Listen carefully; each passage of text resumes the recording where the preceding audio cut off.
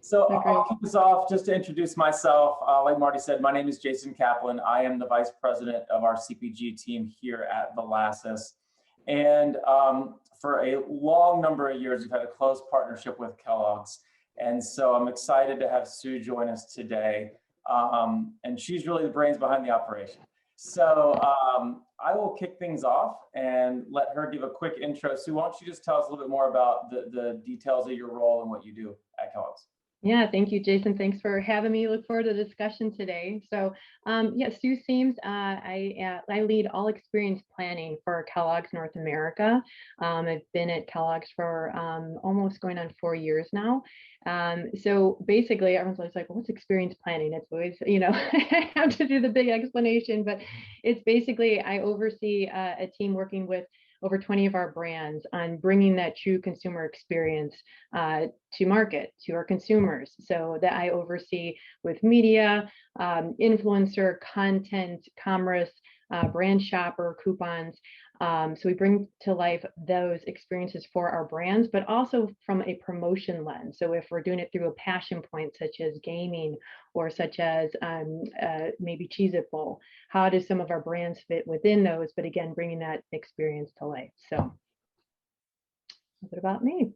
Sounds good. So you're going to have some good perspective, and kind of just to set up the way that you and I have spoken and the way that we're going to approach today's session.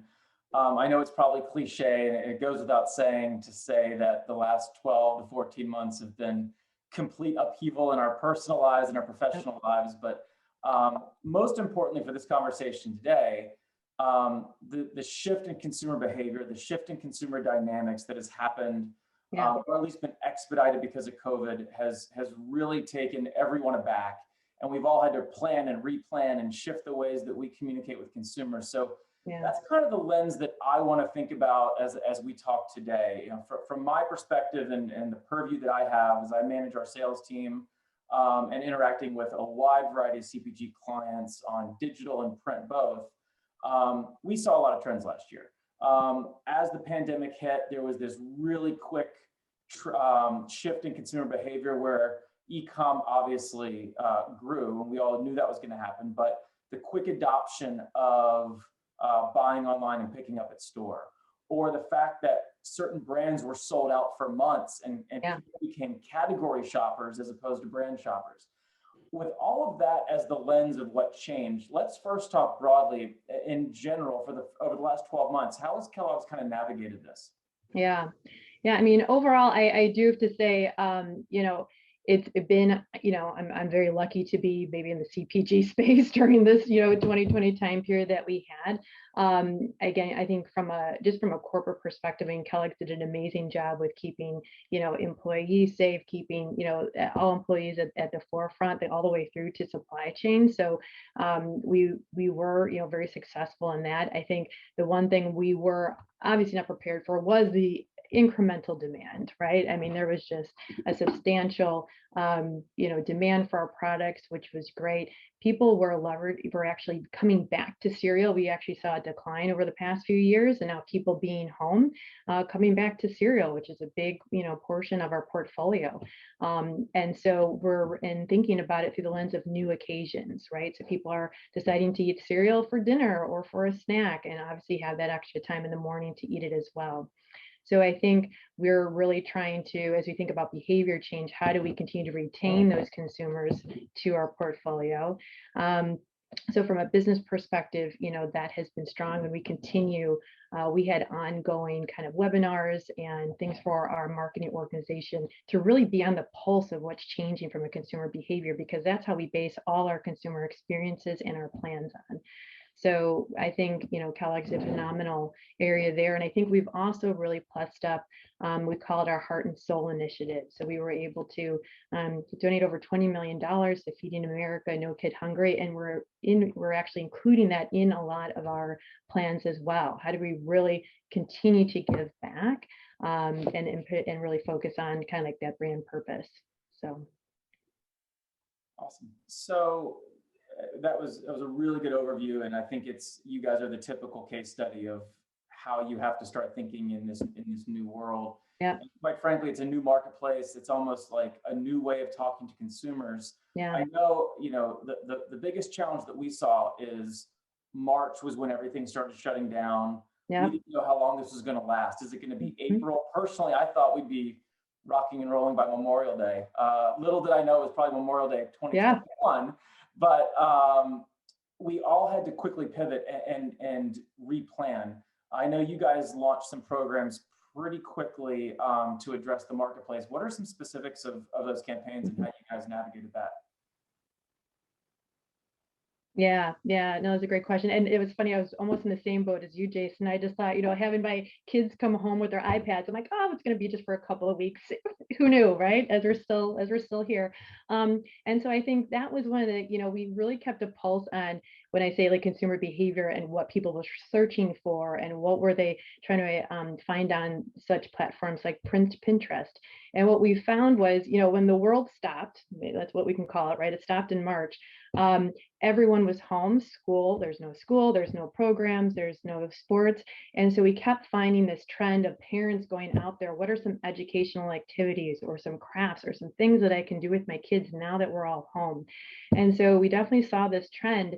And what we did is we kind of did an interesting influencer campaign where you tapped into Trista Sutter, which everyone knows is our favorite America's First Bachelorette. She's a great mom, great mentor. And we had her do some quick segments about how you can leverage Kellogg's products, so products you find in your pantry. We actually called them pantry boredom busters, on how you can entertain your kids. So you can build Pop-Tarts, gingerbread houses. Actually, Eggo happens to be, or I'm sorry, yeah, Eggo, you can leverage that as a canvas. And how do you put fruit and different things on there? Even Cheez-It happens to be a perfect 1 inch by 1 inch square. So it's great for math activities. So we did these segments airing on different news channels across the US, got millions of impressions on it, a lot of engagement, even more people trying to take those on and like, hey, here's another way that I can leverage some of your products in a new way and entertain my kids. So that was definitely an interesting way. We had another, so that was kind of being proactive on there. And then just to your point earlier, I can't even count, or my team count, how many times we had to do a replan, but getting into kind of the back half of the year, again, thinking through the lens of school, not all kids went back to school. And for Rice Krispie treats, that is a huge area of opportunity for us. It's an easy kind of snack to put into kids' lunch boxes and send them on their way. We even had creative packaging with a blue wrapper, and it has a heart where as you send your kids off to school, you could say, hey, good luck today, or I love you. Well, with kids not going back to school, what were we going to do with our, the packaging? What were other ways that we can leverage that packaging in a new way? And we found, again, on Pinterest, as everyone's home and you're back to school, right? So actually kids are on their iPad all day, parents are on their Zoom all day, and just looking for a quick break. How can you get a brain break? And what we decided to do was create an AR experience with a lens that, as you could put your phone in front of the Rice Krispie treat wrapper, actually within that heart, think of like the magic 8-ball back in the day where you could shake it, like what is your fortune? This would be shake it up, and it's like, here's a great idea for a brain break. So brain break. It's hard to say that fast. So could you dance like a jellyfish? Could you give your dad a hug? But it's just, again, a great way to leverage, new tech with our packaging and try to think about a way to attach it to consumer behavior. So I should have definitely called you during the Monday. I got some ideas. Your role as school principal, right? Right. All right. So as I kind of think about, like, that was the first, my gosh moment, right? And we switch quickly, and then we're going to wait and see how things progress as things, as things stayed shut down and we became longer and longer into this period of time. Yeah. E-commerce naturally grew, right? I mentioned earlier, the shift to buying online, picking up in store, getting things delivered via Instacart. I just saw a report from IRI yesterday. By the end of last year, over 12% of all grocery dollars are being spent on e-com and 35% of non-edible, which is, we all knew it was going to grow, but obviously things got accelerated very quickly last year. Yeah. So in the frame of e-commerce and with our add to cart programs, we saw a massive shift into that. But then there was also things in terms of connected TV and Yeah. streaming and people being stuck at home. So as it relates specifically to ecom and how you guys focused on that, what are some examples of things that you guys did there that you found to be successful? Yeah. Great topic. And I have a couple, kind of a couple of examples that come to mind here. And we saw triple digit growth as well. So again, where my kind of focus area is then how do we really shorten that path to purchase? How do we really, when someone discovers one of our brands, how can they quickly add it to cart? And so obviously this makes a huge opportunity for us, specifically within the world of social commerce. So you throw out, some amazing stats, and just social commerce in general is going to grow to 53 billion by the year 2023. That's like right around the corner, and it's double from 2020. So from a social perspective, it just gives that area of triggering that gotta have it moment as you're like flipping through. It provides an opportunity for us to share our new flavors, our new innovations. And so we really took, a leap into the last quarter, and we tapped into a shoppable tech solution called Micmac. I'm sure a lot of other CPGs I know they're already leveraging that as well, but really trying to find out and test and learn within the space about what creative is driving those people to actually click through, add to cart, which retailers are working best for us. So it's a huge opportunity, and we're continue to test and learn there. And I think the beauty there is, we're getting close to the closed loop. We're getting close to like when people can see something, we know that they've purchased it. And so a lot of learning there. You brought up the idea of like with streaming as well, talk about another consumer behavior that significantly changed. I know we could probably all talk about what's our favorite Netflix show and things like that, but we really tapped into this behavior again. We like to link behavior with occasion. So snacking occasions, huge opportunity for us with Pringles, Cheez-It, all our crackers and PWS brands that we have. And what we did is we partnered with Amazon, and we had this, we called it the Amazon Cheez-It Snapped and Stream reward program, where we actually rewarded consumers for watching 8 hours of specific content a month with a $5 Cheez-It credit you can use on Amazon, and a $5 Prime Video credit. So, we're encouraging that behavior, but what was great for us is that, again, as people are watching that, that content, or they're going to watch content, that they quickly add Cheez-It to their cart, in their Amazon cart. And then, they also, what helped us is that it brought new people to our brand. So it's specifically Cheez-It Snapped, which is still a newer brand for us. It's basically Cheez-It within kind of like a chip form in a bag. So it actually worked out really well for us there. Yeah, and it's funny you mentioned some of these tie-in partnerships and doing something with a Prime Video or Mm-hmm. credit, creating value outside of cents off, Yeah. right? But on that note, if you think about overall consumer promotion during the last year, it kind of saw an uptick because of a lot of factors, right? Unfortunately, there was a lot of layoffs. There was a lot of people unemployed. Yeah. Which meant families were more strapped for cash, and couponing and other forms of consumer promotion took root where it may have been declining year over year for several years, and we saw a little bit more of an uptick. Other types of promotion like in-store sampling, that's out the door because no one's going in store. So as you think about consumer promotion and this I guess the secondary topic around social causes and what value really is to a consumer, that shifted, right?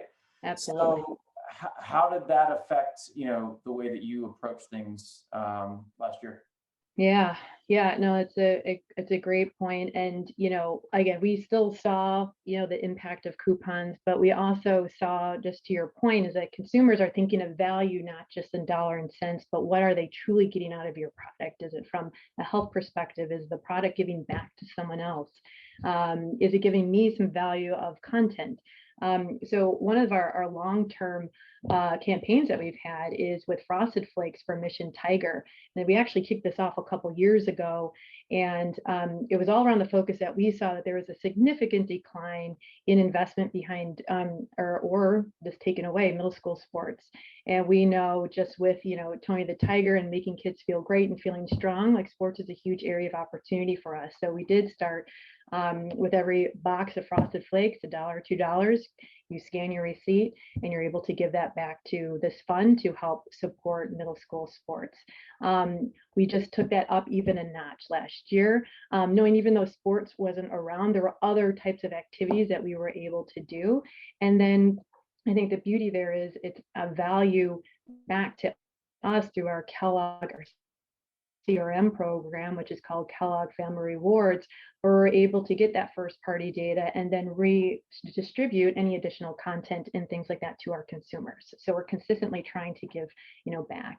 I think, another way that we're doing it, and to your point, we don't have that opportunity for in-store sampling. So how do we try to get product to our consumers, and even through the way of reward?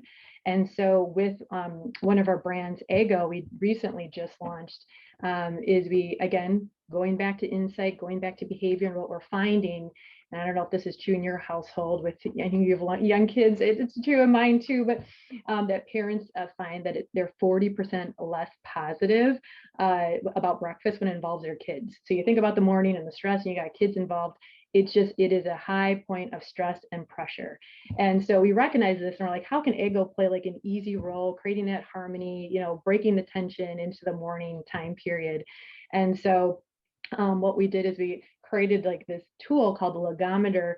And if you think about it, it's really powered by data from Twitter and Google. And we can actually understand through how people are, on social, like, oh my God, I had such a rough morning. And you see the pictures with like the cereal bowl on the floor, or, you could see the trends of this happening.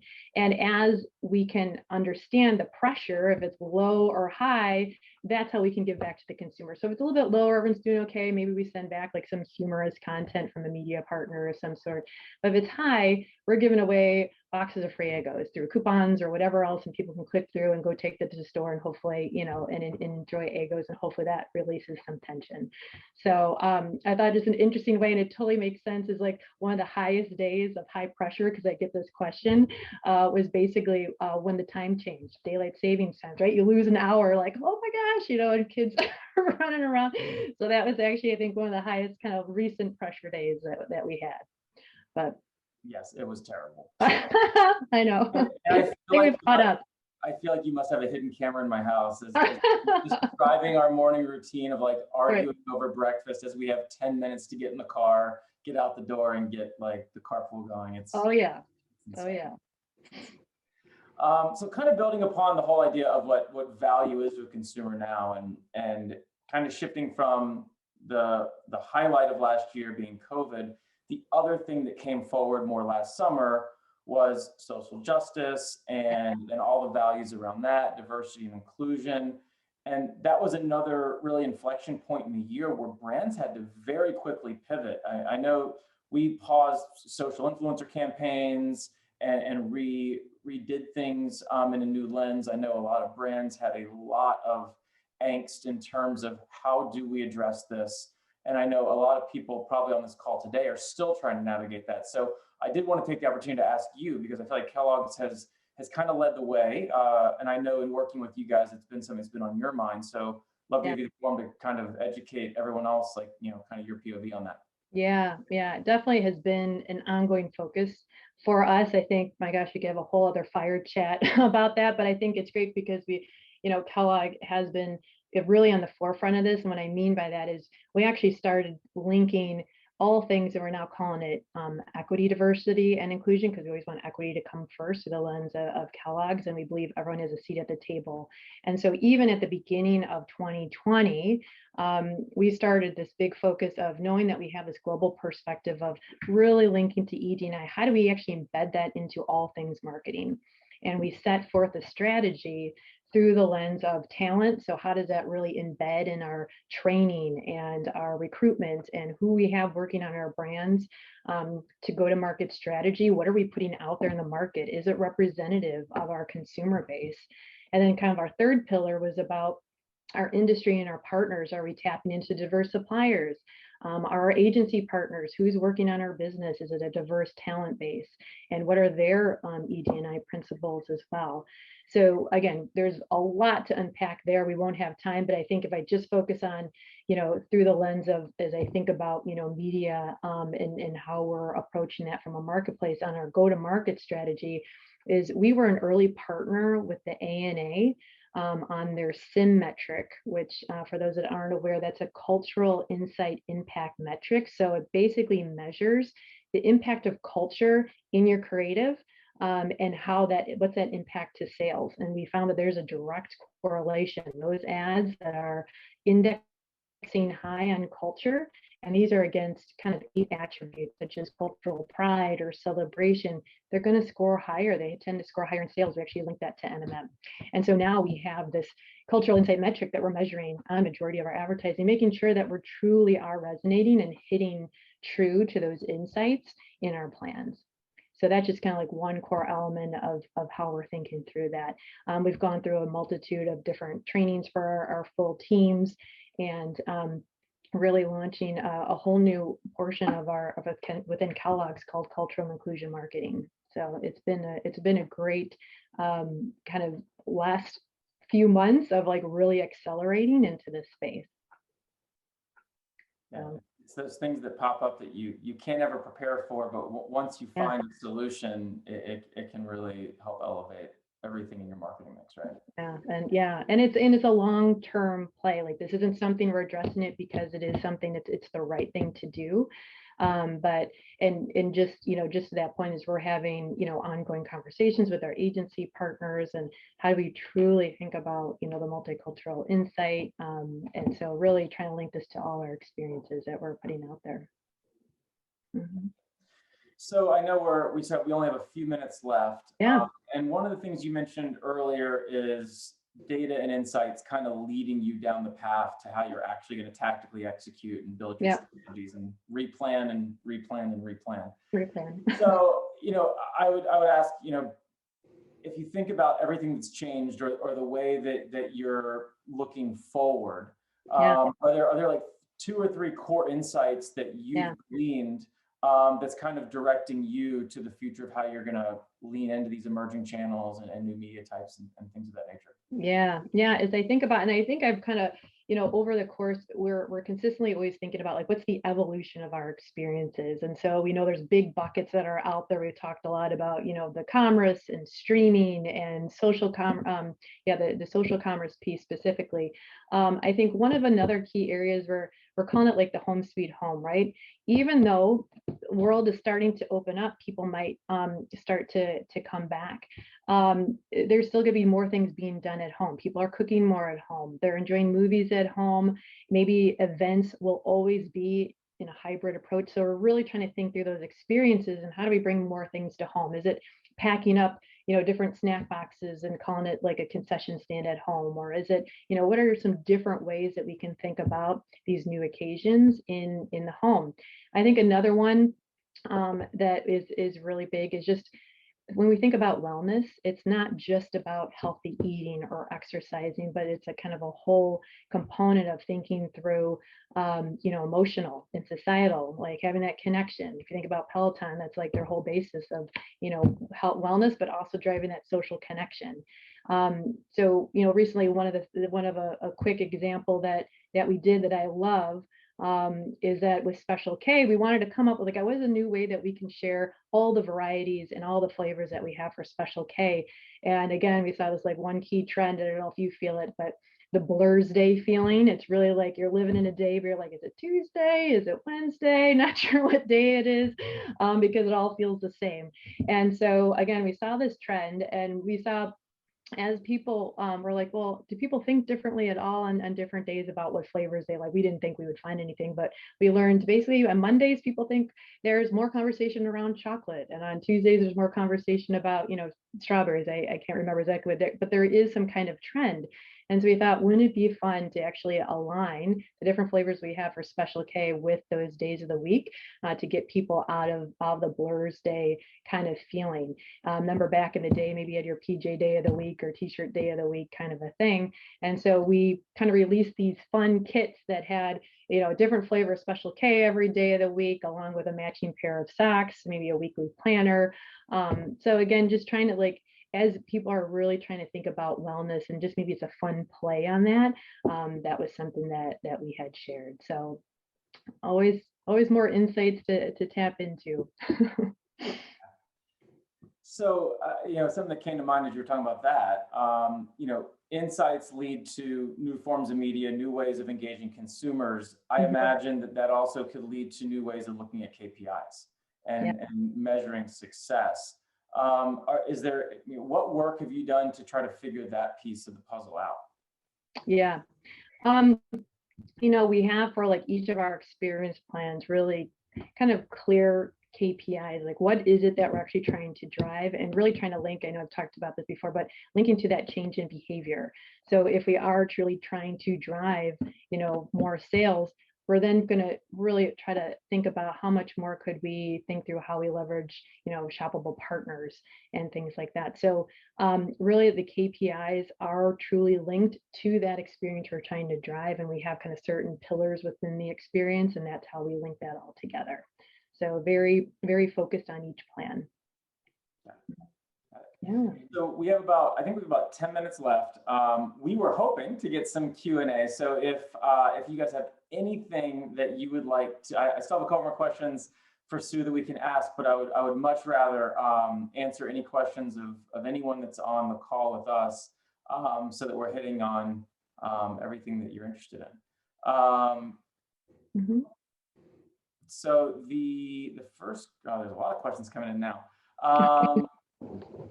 So the first question is, do you research the demographics of different media platforms outside of age, geography, race, religion, nationality? If so, how does it inform the content that is going on each platform?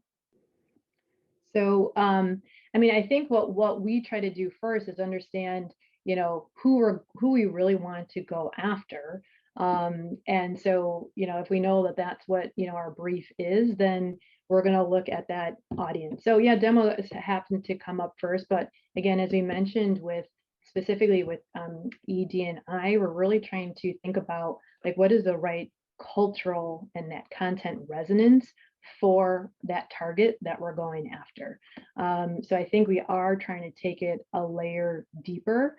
I mean, obviously there's always going to be as far as you can go to actually understand the reach, but we are trying to look at what are those right platforms that are actually going to resonate with us. So, yeah. All right. Another interesting question that I think is perfect for you to answer, because Kellogg's brands run the spectrum. You guys have invested in emerging brands, but then you also have a lot of legacy brands that everyone has known for years. So the question is, how should older brands gracefully enter newer technology spaces such as esports or TikTok or platforms like that? Yeah, I think it's setting up a learning agenda and like the test and learn, right? So we just, I know we're a little slower to the gate, but we're kind of testing the waters, and we've done some tests and learns with TikTok, and we're making our way there. I think, you know, I'm trying to think of some of the other newer technology. I mean, that's really what we have done is like just try smaller tests and learns. What did we really get out of it? What are the things that we want to apply for next round? And, you know, and then maybe make the partnership bigger. So the whole thing is that we really try to encourage our brands is like, you know, that this is not the time to be afraid, where consumer behavior is changing, where things are ever, you know, where there's always an opportunity to learn. So I just say, and that was a big part too with our ED&I piece, is like, oh my gosh, it's this big thing. Where do you start? And it's like, you just have to start somewhere. Is it an insight? Is it just trying to think about pulling in maybe a new type of media partner that's going to really talk to that audience? So I think it's the same way with like kind of new tech and new platforms. Got it. So then thinking about what I just said, you guys have a big portfolio of products. Again, some emerging brands, some legacy brands. Do you focus, or is it just depending upon the initiative, do you ever take a portfolio approach versus a brand by brand approach? Yeah. And are there any, kind of best in class examples that you have of how you take that portfolio approach?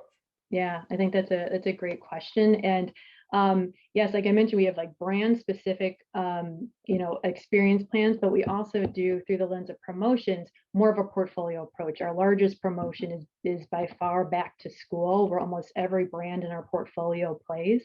And we try to find what is that, key insight for that time period, or what's really going to resonate. So for the past few years, we've had a very successful approach with buy a box, give and you get a book.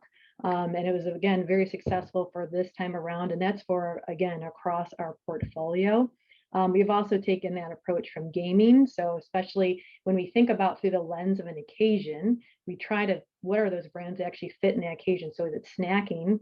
Well, gaming happens to be a great snacking occasion. So we've done a lot of partnerships, both like say with an Overwatch, with both Cheez-It and with Pringles. So it definitely runs the gamut based on what makes the most sense for that passion point. Mm-hmm. So then the next question is similar to that, because everyone's honing in on the fact about your portfolio and some of the legacy brands. So you have so many brands that are well recognized and have been around for many years.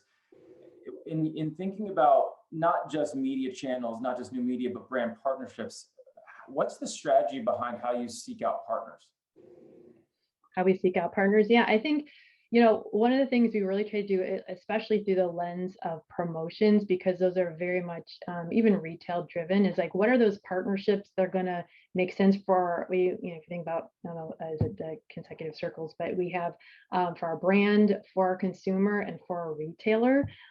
We think very much about that, and that helps us understand what is the right partner. If we are thinking just truly on a brand by brand basis, who is that partner that's going to really help us bring to life, or who is actually targeting that, that target, that really strong strategic target that we want to go after. So there's a wide range of how we think about partnerships, also based on the outcome that we're trying to drive.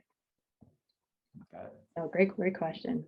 Yeah, we've had a lot of really good questions. So we may have time for maybe one or two more. If anyone has anything else, please type it in. In the meantime, I think this is a good kind of capstone question, because we've talked about what you guys have found over the last year and how that's kind of informing. So my question kind of is along the lines of what's next? And is there something that's kind of hanging out there that you haven't tried yet that you really want to try, or that you see as kind of the next frontier for you guys in terms of media and channels to execute on? Yeah. Like I said, I know we're very much on the verge of getting into all things TikTok. So I know that is a big opportunity for us. I basically just launched from an internal model, this kind of an agile social approach. So really thinking through how can we be on, the pulse of culture, and really zeroing in on, from an organic perspective and putting out that new type of content, which puts us into a new space too of leveraging new content partners. So what are those kind of quick partners that we can work with for that content that can, we can get something out within 24 hours that resonates. And again, like we said, behavior changes quickly, right? So we want to make sure that we're addressing some new ways of working within social and within our partners. So I think that's a huge opportunity area for us moving into this year. Got it. I saved the hardest question for last. Oh no. Everything's starting to open back up. Hopefully everyone will start being able to travel over the course of the summer. What's the first place you're going to when you finally get out of town? Oh my gosh. Yeah, if it opens up. Well, the thing is, I think we're being very proactive where we have a travel plan for August. We were just like, we'll see if it actually happens, but it's actually a makeup travel plan from last year where we're going to plan to do a family trip to Yosemite. So we will see if that will come to life. So how about you, Jason? We have a plan this summer, similar out west. We're going to be in Colorado, hopefully hiking, rafting, biking, everything outdoors. So looking forward getting back on a plane at some point soon. Yeah, the plane, just so you could be outside again, right? It feels like that's what I'm looking forward to. Exactly. Well, I think we're pretty much up with our time. There may be 1 or 2 minutes left if anyone has a question. Or Marty, if you have anything for us, any questions off the top of your head that you'd like us to close off with? Well, thanks for having me. Hey guys, as the afternoon sun comes in and shines the right side of my face. Well, thanks. And Sue, unfortunately, in Chicago today, we seem to have gone back to winter. Yes. Yesterday What happened? and today, and it's going to be 65 tomorrow. I know, and I saw Tomorrow is 70s on Sunday. I Yeah, know. so I'll deal with it. If it's a day, it's fine. I know, exactly right. But listen, thanks so much, Sue and Jason. We really appreciated you joining, and for everyone's sticking around and joining us for the rest of the afternoon. It was a great day of speakers, and we're certainly excited for all of our upcoming days on this topic. But again, we just hope you all join Brand Innovators on Tuesday for a Summit on Women in Marketing. We will be joined by